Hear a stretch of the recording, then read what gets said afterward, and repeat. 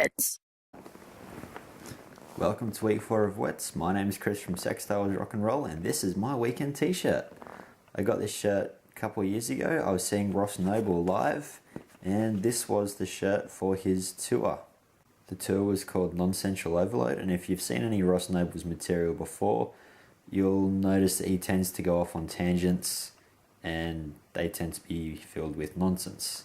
So it's quite a fitting name, and just as I expected he would, he definitely went off on tangents. I think there was probably only about 3 jokes planned, and the total scripted time would have been maybe 5 minutes. The show went for 2 hours. So lots of nonsense, an overload, if you will, but one of the funniest guys I've ever seen, and one of the best nights I've had out. I'll give you a close-up on the t-shirt now. You can see the design is around an octopus with one of those little foam hands that you might get at a football game or various other sporting events. Now, I said octopus, probably better to call it a hexapus or maybe a sextopus, given that it only has 6 legs. I didn't notice that at first, but one day I was looking at it and I realized it's not actually an octopus. He only has 6 legs. One of the legs is even disappearing into pixels. Or you could look at it the other way, that it's being born from pixels and isn't quite complete yet. But either way, he only has 5 complete legs and 1 half leg. The design is also very fitting with Ross Noble's themes. He often talks about animals. You might have seen his famous sketch, Never Put a Blanket Over an Owl. Or from his Australian tour when he was talking about emus essentially being giant feather dusters with suicidal tendencies.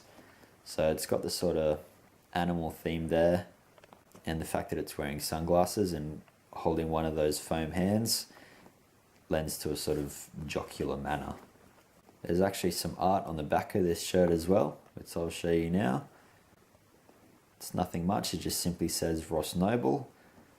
Funny story, actually, I was out shopping one time in this shirt, and the shop attendant, I don't know if he was trying to be funny or if he just didn't know who Ross Noble was, but I must have looked like I needed some sort of help. He said, "Oh, Ross, can I help you at all?" I kind of gave him a strange look. He said, "Yeah, the name on the back of your shirt." I didn't bother explaining or asking if he liked Ross Noble, but it was definitely a weird experience, and I'm tending to lean towards he didn't know who Ross was and for some reason thought that I'd be wearing my own name on the back of a shirt. Maybe because I'm a famous guy and I like promoting myself, who knows. So that's about it for this shirt really. As I'm doing more and more videos, I'm slowly figuring out what's more important to say, what makes a good video and what doesn't. One thing I keep forgetting to mention is the categories for the shirt. This one is obviously neither sex, Star Wars or rock and roll. That's really all I have to say for this week. Keep it short and sweet, and I'll see you next time.